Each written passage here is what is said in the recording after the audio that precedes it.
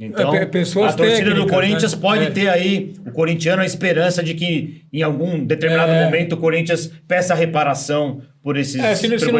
Vamos esperar o inquérito, se né? não dá nada no inquérito, aí pra cima da Vadibet. Eu ia complementar, na verdade, essa pergunta. Digamos, em tese, né? Em hipótese apenas. Como que se separa, digamos que o inquérito termine e haja um indiciamento de alguém do clube, certo? Algum responsável. Perfeito. Como que se separa legalmente, nessa questão de questionar, por exemplo, uma multa da Vadibet, instituição de dirigente?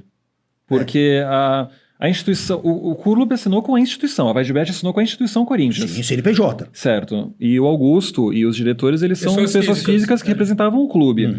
Como que se faz essa separação na hora de questionar uma multa, por exemplo? Não, na verdade, você vai seguir o contrato. O Corinthians teria que cobrar a Vadibet no primeiro momento, e aí tem o seguinte: você tem as responsabilidades pessoais. A própria Lei Geral do Esporte, que é uma lei de 2023, ela trabalha essa ideia de uma maneira muito clara, onde se ficar comprovado um dano ao patrimônio em razão de uma má gestão, uma gestão temerária, um desfalque patrimonial, seja ele decorrente de culpa grave ou até mesmo de dolo, de intenção de fazer aquilo, os dirigentes respondem com seus bens particulares. Então, isso está muito claro. Isso está na Lei Geral do Esporte, que diz exatamente isso. Aliás, eu até tenho aqui, se você quiser, ó, só para ficar... Lógico que só para ficar claro, né? Isso. Olha lá. Consideram-se atos, onde ela fala da questão de gestão temerária. Essa lei é de quando? De 2023, tá?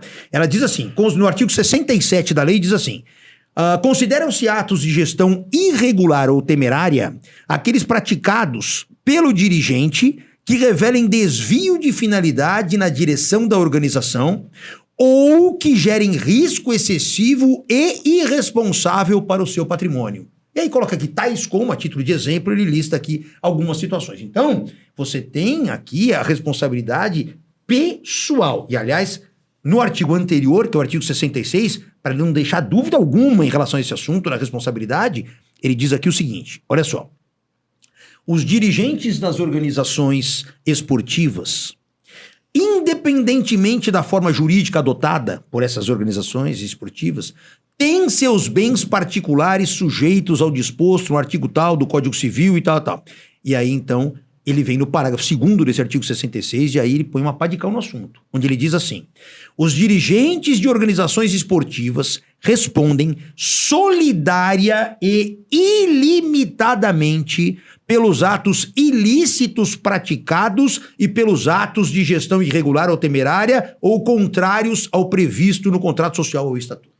Então quer dizer que a atual diretoria do Corinthians, as pessoas podem responder no CPF? Podem responder comprovada essas situações que estão colocadas na lei. Alcança os bens particulares dos gestores, dos diretores e daí por diante. Tanto no Corinthians como em qualquer outro. Qualquer uma. Isso aqui é lei que vale para qualquer associação esportiva. Então, a gente tem uma possibilidade... Vale para a CBF isso aí também? Não? Eu acho que não, por enquanto. Depois do programa que a gente fez com... Não mandaram para lá ainda a cópia. Não mandaram pra lá. É complicado. Então, há a possibilidade de pessoas lá serem penalizadas e o Corinthians não. Dependendo mas aí quem, do final doutor? do inquérito. Mas quem? Dependendo do final. Aqueles que atuaram nessa situação. Quem tem o nome. Não necessariamente tem o nome.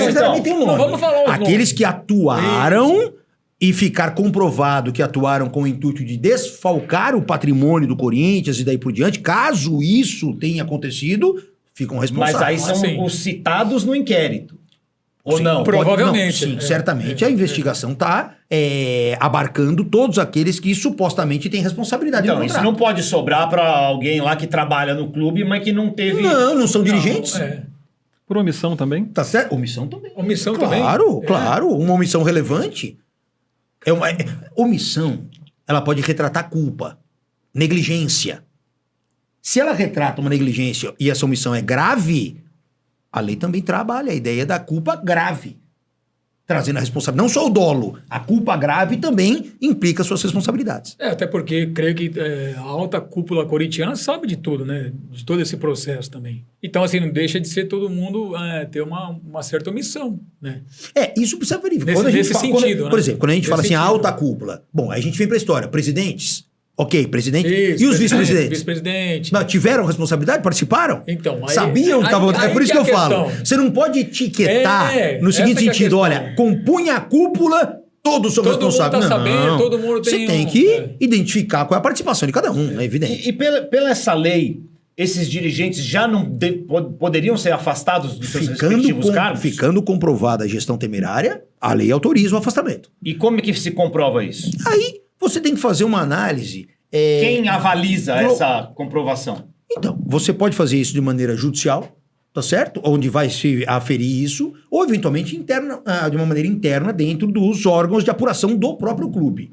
Se ficar identificado isso, vamos imaginar assim.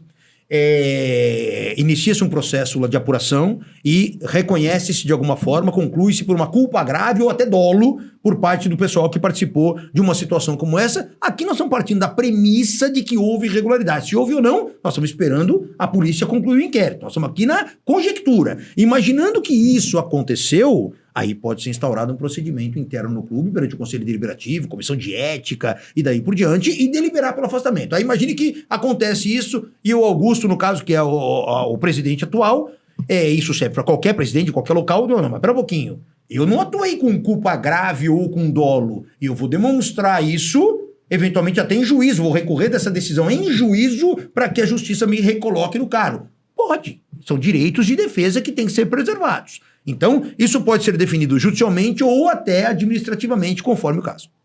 Vai lá, Dani. Eu ia até perguntar sobre isso. Em que momento a Lei Geral do Esporte configura essa responsabilidade? Porque o indiciamento é um simples indiciamento. Isso vai à justiça. Mas tem os recursos também. Precisa transitar em julgado para essa culpa configurar? Você está falando em relação à gestão temerária? Isso. A gestão temerária, ela indica, ela dá aqui alguns exemplos que a lei já antecipa. Dizendo, ó, se acontecer isso aqui, por exemplo, quer ver? Ela coloca aqui que é considerado ato de gestão temerária. Então ela já lista alguns itens que já são, por lei, definidos como gestão temerária. Então, entre outras, se você olha aqui, ó, celebrar contrato com empresa da qual o dirigente, seu cônjuge, então ele vem listando. Obter para si ou para outra vantagem a que não faz jus e de que resulte ou possa resultar prejuízo para a organização esportiva. Opa, se ficar demonstrado uma situação como essa, já está na lei. Tá claro? E aí, isso demonstrado, já está autorizado as medidas decorrentes disso. Então, por exemplo, não divulgar de forma transparente informação da gestão aos associados. Então, tá tudo aqui na lei geral do esporte como ato de gestão temerária. A gente vai chegar nesse assunto aí, que é justamente sobre a aprovação das contas aí, que aconteceu recentemente. Mas